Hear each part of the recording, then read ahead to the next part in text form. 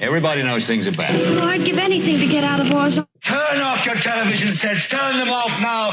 Turn them off right now. Turn them off and leave them off. Turn them off right in the middle of the sentence I'm speaking to you now. Turn them off. You're listening to PT Pop on A Mind Revolution, leading you out of the rabbit hole, one grain of truth at a time. Hey there, everybody. PT Pop here. All four lobes of my brain securely bound behind my back, shackled. All four lobes completely immobilized. And I'm talking to you today. Today is actually a very gray day here in Ohio. It is Friday, January 31st of 2020. And the skies have been a flannel gray for about 2 months here. It hasn't snowed much. It hasn't rained much. It's very strange and peculiar weather for this neck of the woods. But today I come to you to review an article I read in Consumer Reports.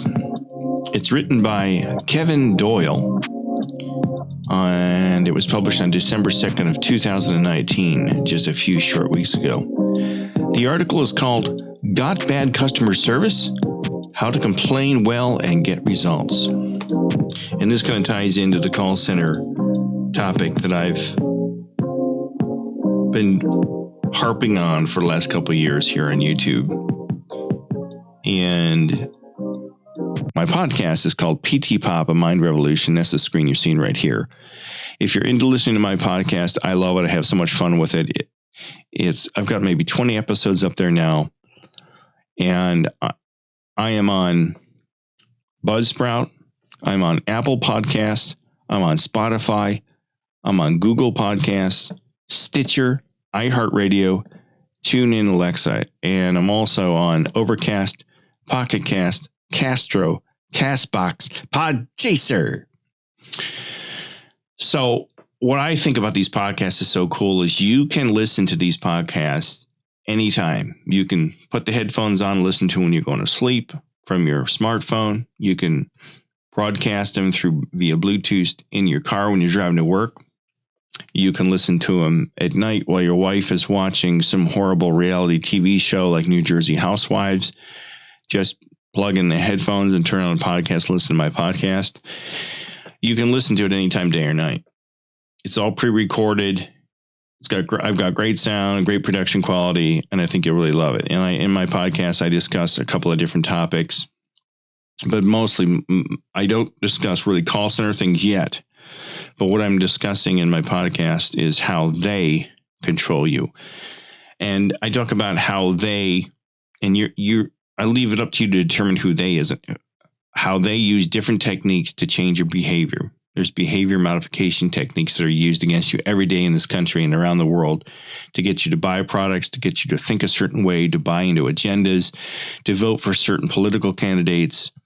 It's all mind manipulation, and this is not conspiracy theory stuff. This is proven psychological tactics that the corporations use, or they use, to manipulate you and to get you to buy, to get you to be afraid, to get you to be scared, to get you to live with anxiety, to get you to be afraid to go outside your house, to be filled with this dread all the time because this dread and this fear and everything controls you. So that's kind of what that podcast is about. And I'm going to work call centers into it in the next couple of weeks, because call centers and the corporate world all tie in together, because the corporations run the world. So that's basically what my podcast is. So check it out. My podcast is called PT Pop, A Mind Revolution. And you can search for it and find it on any of these podcasting services and Apple Podcasts, Stitcher, iHeartRadio, Podchaser, Castbox, Castro, Pocket Cast, and Overcast. TuneIn, Alexa. I'm all over the place. This is a really good article that talks about a guy named Bob Solomon who has ordered a mattress, and they deliver it, but they deliver it to his next door neighbor's house, and they won't do anything about it to get it delivered to his house. And the day that the thing is supposed to come for delivery, it gets delivered, but to the neighbor's house. And it's a very large mattress. He can't move it by himself. And he gets upset. And he calls customer service for the company that delivered the mattress. And he says they keep insisting that their GPS coordinates show the box was at my home. And if I just stepped outside, I would see it, he recalls. I told him I was standing outside and it wasn't there, but they ignored me. And there's a few other examples in this article that go on to say that, this guy had a lot of frustration with this mattress. He couldn't get customer service to resolve it. More than 24 hours, 12 emails, and many phone calls later, the shipping company admitted its mistake. But even then, it said it would take 3 more days to deliver the bed because it had to do a mandatory warehouse check first. A mandatory warehouse search first. Mr. Solomon told him, "This is crazy. This is illogical." He said he felt so frustrated, ignored, and mistreated and canceled the order. Even though I really wanted the bed, he canceled it. I don't know if he got his money back. But then he goes on to say Amazon ultimately saved the day by delivering a new bed and extending Solomon's Prime membership for his trouble. He was sleeping in his new bed 2 days later. So it basically took him 2 or 3 days to get his mattress. And he had to complain and stomp and shout and shit scream and cry to get his mattress when it shouldn't have been that hard. And this is a really fascinating article because it talks about how people get frustrated, they're upset, they want good customer service, but in the modern age, in the 21st century, it's almost impossible to get hold of a live person. And consumers are upset about this. And as I've told you, the call centers are, they're equipped and they're staffed with people who are being pushed to get people on and off the phone as quickly as possible. So you get a call from a guy who's mad about his mattress, and they're like, "Hey, sorry, dude, my talk time's almost up here. You spent most of it bitching about your mattress. I got to go. Sorry, hope you get your mattress." And that's what we go through. You go through, you want to give good customer service. At least I did when I was in call centers. But you're put in a position where it's really almost impossible to give the kind of service that the customer needs. This article is fascinating because it says consumers have been frustrated by dismissive, unfair, and otherwise unacceptable customer service since the dawn of commerce. Now, I don't know if this is legitimate, but it says one of the earliest recorded complaints was lodged in 1750 BC by a Babylonian demanding a refund from a merchant who sent him copper ingots of inferior quality. The consumer says, "What do you take me for, that you treat somebody like me with such contempt?" The unhappy customer asked in an entreaty that was engraved on clay tablet, but would not be out of place in one of today's online product reviews. So, customers have been frustrated for centuries. And this is, a common thing. But in today's age, and what I've noticed, the other day I tried to call Verizon, and I'm noticing a lot of the big companies bury their toll-free number deep within the website. Okay. Phones. And the first thing you see on here is wireless, in-home, business, phones, plans, deals, shop, 5G.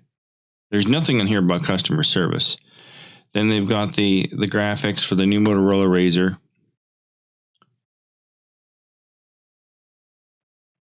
More promotions. Then you scroll more promotions and advertising, top sellers. Look at all the promotions on their website. Oh my God, it's just like a video game or something. You're scrolling, you get to the bottom, there's more. Oh my God, there's more. My Verizon Cloud, Smart Family features. Where's customer service? How do you contact customer service? Follow us on Facebook. Samsung, About Us. Sign up. Where is customer service on here? How do you contact customer service? No, I still don't see it. Does it do any? If you see it, Espanol sign in. So I don't want to sign into my account. Let's say I have an issue with Verizon Wireless and I want to call customer service and I want to talk to somebody in English about my crappy iPhone that just exploded in my pocket and I want a new phone. And I can't find, I don't see customer service up here at all. Switch, iPhone 7, have a phone, your next phone. It's on us. Sure it is, buddy. 5G built right. Okay, so we're still scrolling. Let me go back. Let me go down here. I'm assuming it might be down here. So we go down here. I'm a frustrated customer, and I want to call customer service, and I don't know about star 611 for my phone. Okay, let's say I don't know about star 611, and I want the toll-free number to call goddamn Verizon Wireless. God damn it. I'm angry. I'm as mad as hell, and I'm not going to take it anymore. So we got all these apps and services. Then over here, we got top device brands, follow, store locator, about us, news, responsibility, sign up. You see, there's nothing on here about what's down here. So if we go way down at the bottom in the small font, sitemap, careers, privacy, legal notices, customer agreement, brochures, products, terms,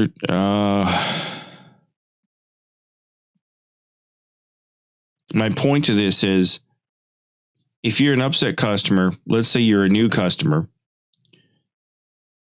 and you want to talk to a live person, let's search for customer service. Oh. So you have to go up here and search for customer service, and then it brings up another avalanche of menu options. Device questions, troubleshooting assistant can help. Troubleshooting assistant isn't a bot or a computer device, so you're not going to talk to a live person there. Contact us, Verizon Wireless, international plans. How do I email? See, this is all automated. What is Verizon's customer service number? Oh, I'm out of country. Oh, let me go back here. I went to the wrong place.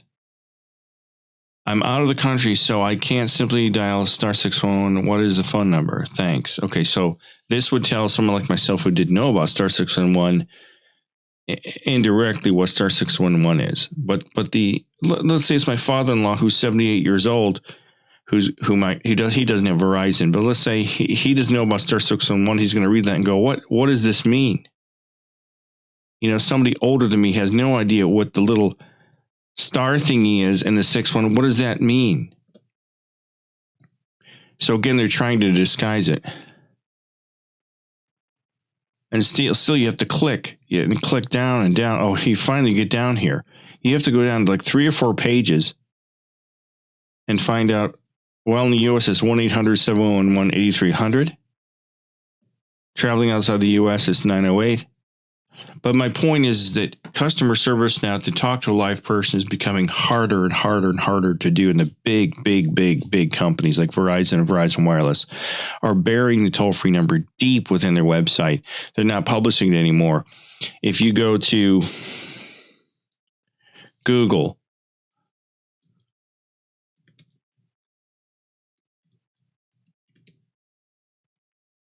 and you search for Verizon Wireless customer service number,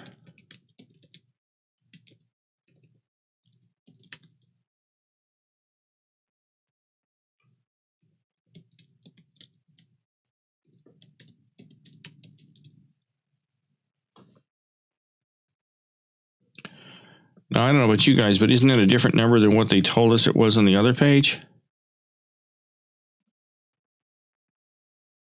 It's a completely different number. Look at that. Oh, I'm sorry. 800-922-0204? Or do I call 800-711-8300? And what is this answer? This is from Verizon. It's got the Verizon check mark and everything. So it's very hard to reach an actual live person anymore because these companies, Verizon Wireless just closed 12 call centers, shuttered them. They're gone. Thousands of people, like 5,000 people are out of job because they can't afford these call centers anymore. It doesn't make financial sense to have a live living, breathing, walking, talking individual answer a phone when they now have bots and robots and computers that can do that. One bot can do the work of thousands of people. But I found a really phenomenal chart here. How consumers speak out by age group. Now, I'm 54 years old.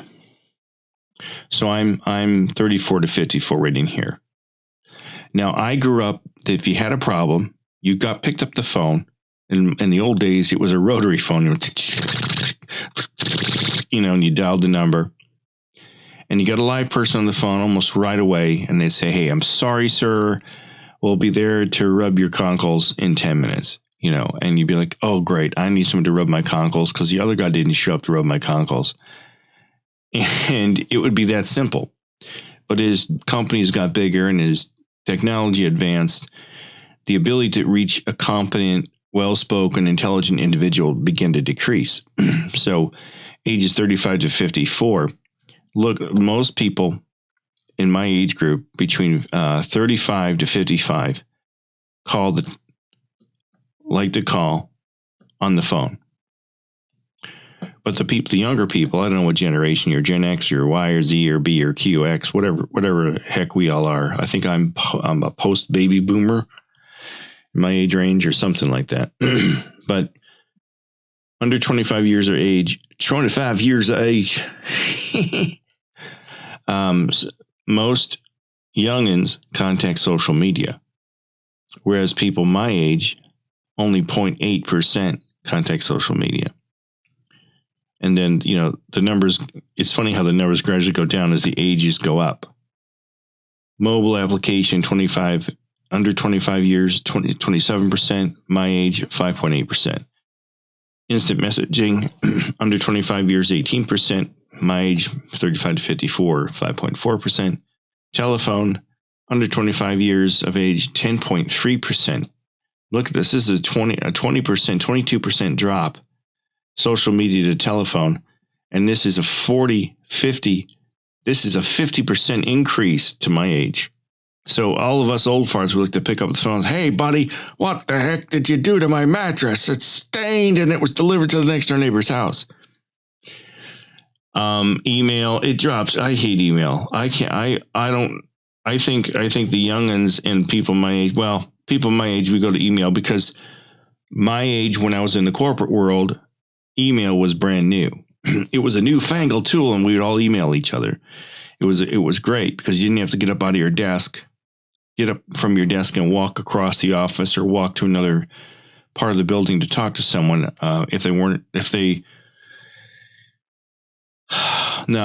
restate that. If you're at your desk and somebody else isn't going to answer the phone or they're in a meeting, you could just shoot them an email and they would respond to you while they're in the meeting or when they're back from the meeting. And we just thought this was great. Oh, wow, this email thing is just amazing.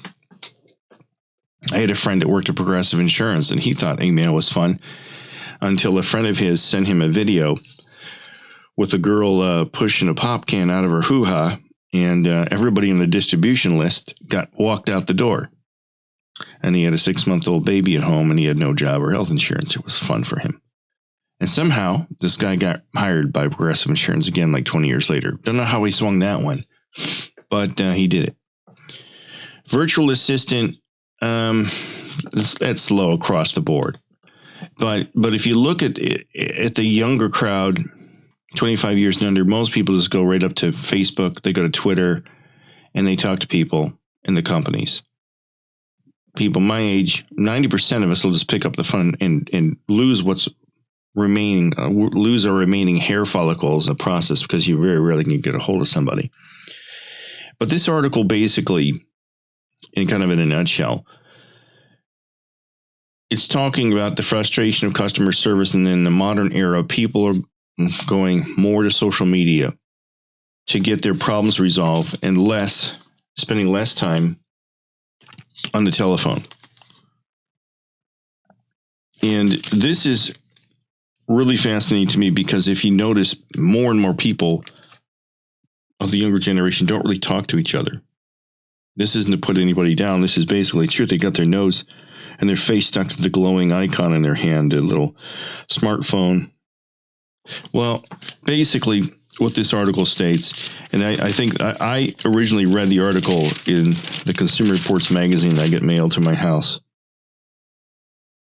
And there's a variety of things it covers in here that are pretty fascinating that are not covered in the online version. But one thing that is fascinating that is in both is it talks about chatbot technology and speech analytics. Another thing that companies are doing, and I don't agree with these here. Now, if you look at these 4 columns, they talk about,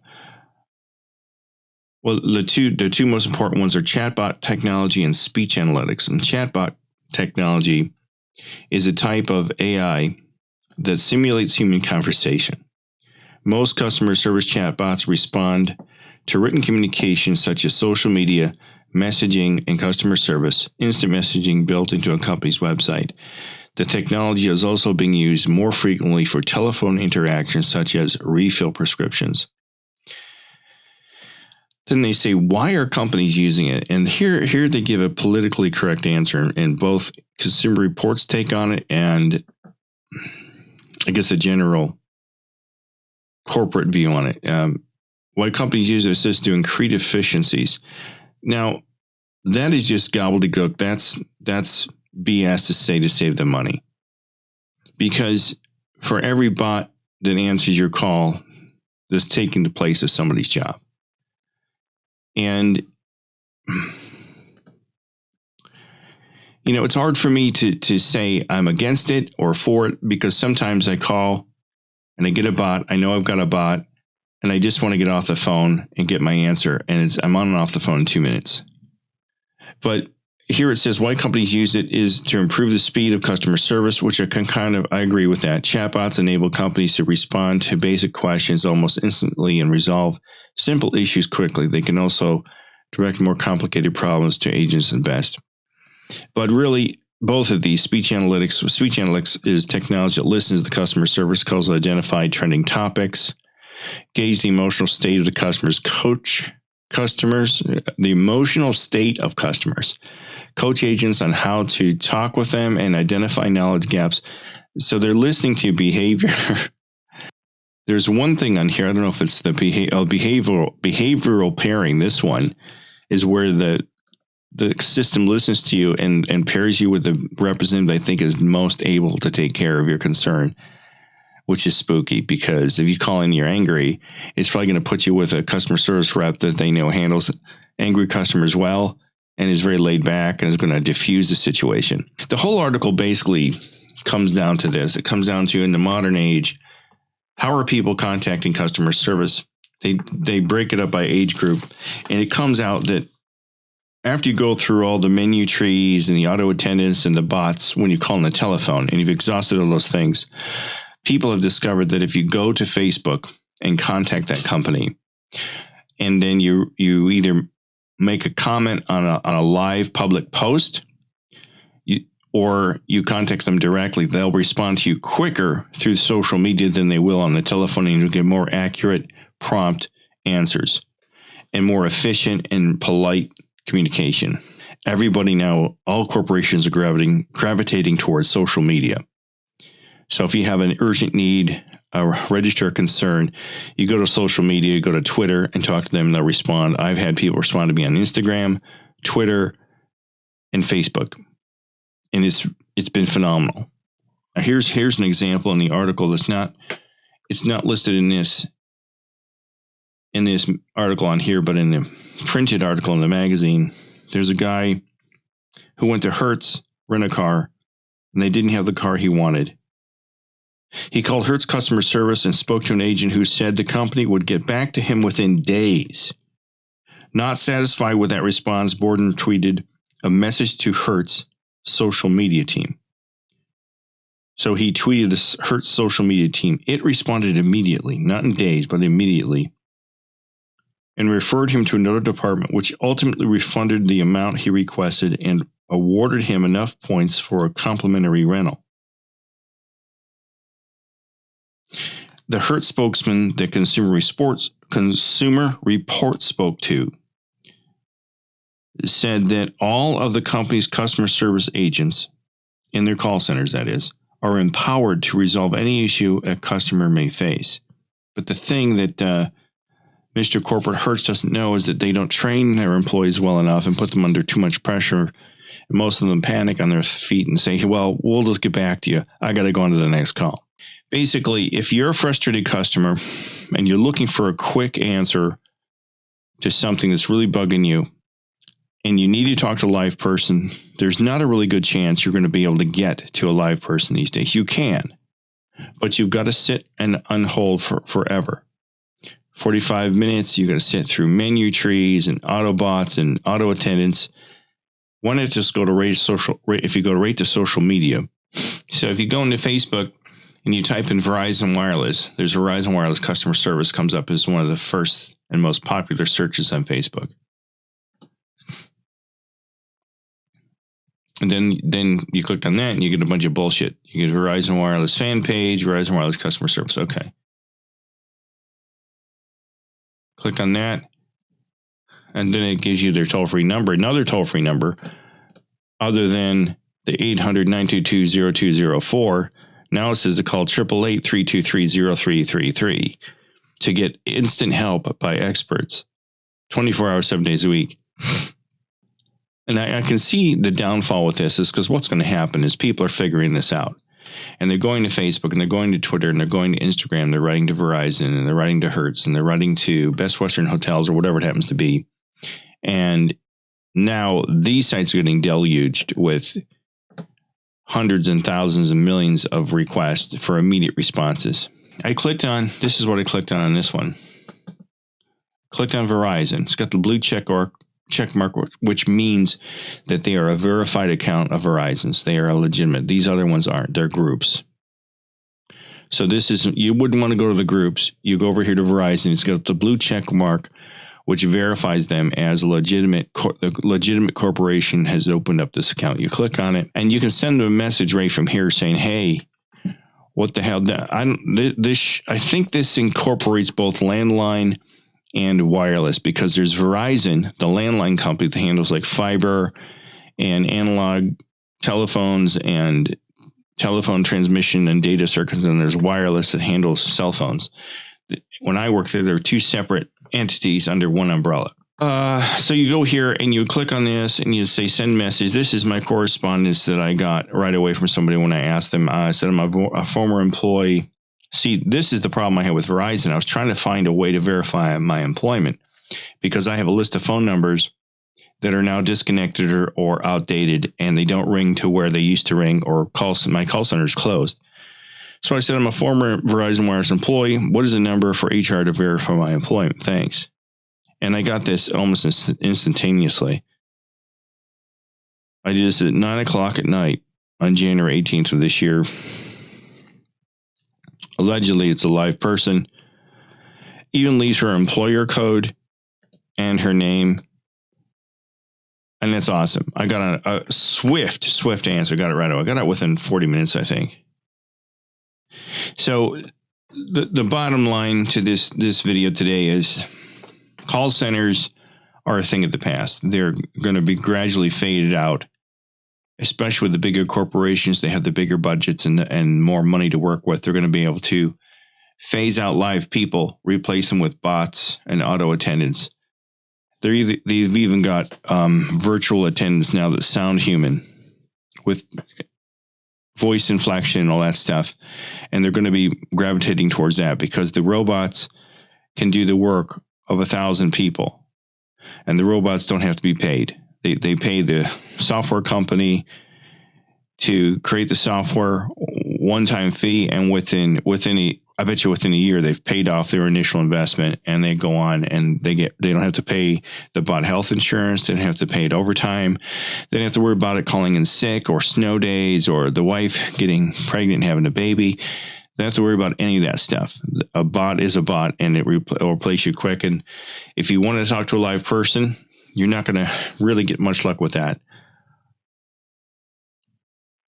And I spent an hour on the phone trying to find this contact number. I called Verizon Wireless customer service, And I got this girl on the phone and she had no clue. She had no idea how to find it. She's like, this is funny. I'm looking on our internet and you would think I'd be able to find this number. And I said, yeah, I know. I used to work there. It's really hard to navigate your internet. And she goes, yeah, I know. And she goes, can you hold on for a second? And she came back saying, I still haven't found it. Can you hold on for a second? I waited one more time. I was on the phone for like 20 minutes with her. And I said, you know what? Don't worry about it. I'll find it myself. So what I did is I logged off, hung up the phone with her, logged into my Facebook page, and got the answer within minutes right here. That's all there was to it. So basically, a lot of people are going towards social media to get their customer service questions answered. Call centers are a thing of the past, and I think they'll gradually be faded out, or they'll be done away with. So I'm PT Pop. This is, it's a Mind Revolution is the name of my podcast. My podcast is everywhere, man. I'm on Apple Podcasts. I'm on Spotify, Google Podcast. So if you want to check out my podcast, I do have a podcast. It's called PT Pop, a Mind Revolution. And I am everywhere. You don't have to just go to Buzzsprout. Buzzsprout is my distributor. They distribute my podcast. And I'm on Apple Podcast. I'm on Spotify, Google Podcast, TuneIn, Alexa, iHeartRadio, Stitcher. I'm also on Overcast, Rocketcast, Castro, Castbox, and Podchaser. So if you're into podcasts, I've got a podcast on there where I talk about, basically I'm talking about corporate America and how they're ripping us off every day, manipulating us and doing behavior modification, using behavior modification techniques to manipulate us into buying their products, believing in certain agendas, buying into certain agendas through the use of a whole bunch of psychological warfare type things with the use of color, font, rhythms, sounds, words, and a variety of other techniques that I'm going to in my podcast. But check that out. It's called PT Pop, a Mind Revolution. And it's really been gratifying because I've gotten some followers. I've got people that listen to my show from all over the place. Some of my stats.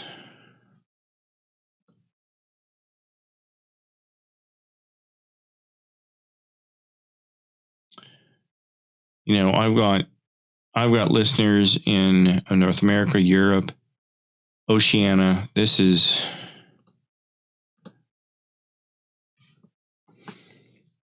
now, again, these may be bots. I don't know, but I've got listeners all over the place. I've got somebody that listens to me from Buckeye, Arizona. Hello, Buckeye, Arizona. Who the hell are you? Who are you in Buckeye, Arizona? Who are you? I got people from all over the place. Look at all these cities people listen to me from. And this is awesome. This has been very fulfilling because, I've got this little podcast I just started like 2 months ago, and I've got people listening to me from all over the world. Kiev City, Kunungal, Karnataka, I think I'm pronouncing it right. Salcedo, Eastern Samar, Copenhagen, Manila, Mexico City, Utrecht, San Salvador, all over the place. England. I haven't spoken to anybody from there yet, but this has been great. My podcast, check it out and listen to it. Most of my podcasts are no more than 40 minutes long. I've got a long one that's maybe. Most of my podcasts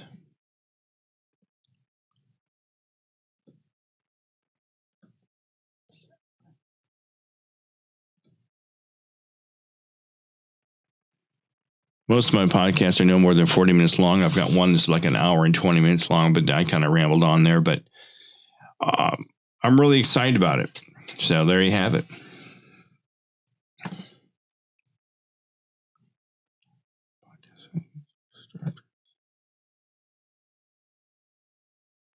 So that's it. They're changing everything. Technology is changing everything. and things are changing quick. And before you know it, we're all going to be replaced by bots. We'll just be living like on the street, bumming cigarettes off of each other and eating potato bugs or something for dinner. I don't know what's next. But the way it's going now, it looks like pretty soon we're going to be. So that's it. See, the way technology is going, everything's being replaced by bots and auto attendants and droid. Artificial intelligence is taking the place of humans. So eventually call centers, I think, are going to go by the wayside. It's happening quicker and quicker every year. And I think you're going to find that it's going to be harder and harder to find call center jobs. So if you're currently working at like McDonald's or something like that, and you think, boy, I can get a job in a call center, I can always go there. I think it's going to be harder and harder to find call center jobs. And because people are going and gravitating more towards, getting the questions answered online through the frequently answered question section or going to social media. So if you like this podcast, give it the thumbs up, or if you like this vlog on YouTube, give it a thumbs up. Subscribe, tell your friends about it. We're all call center survivors. Be good to your call center people. When you call into a call center, be good to the customer service rep or sales rep that calls you. They're trying their best to give you good service under very trying circumstances and very poor training. And that's what I want the world to know, is that these people are good people. They're working hard to do the best they can for you, but they don't always succeed because of the circumstances they're working under, the horrible sweatshop environment they're in. So, well, I'm PT Pop. Have a good day. Hope you're doing well. Take care. Bye. You have been listening to PT Pop, a mind revolution, leading you out of the rabbit hole, one grain of truth at a time.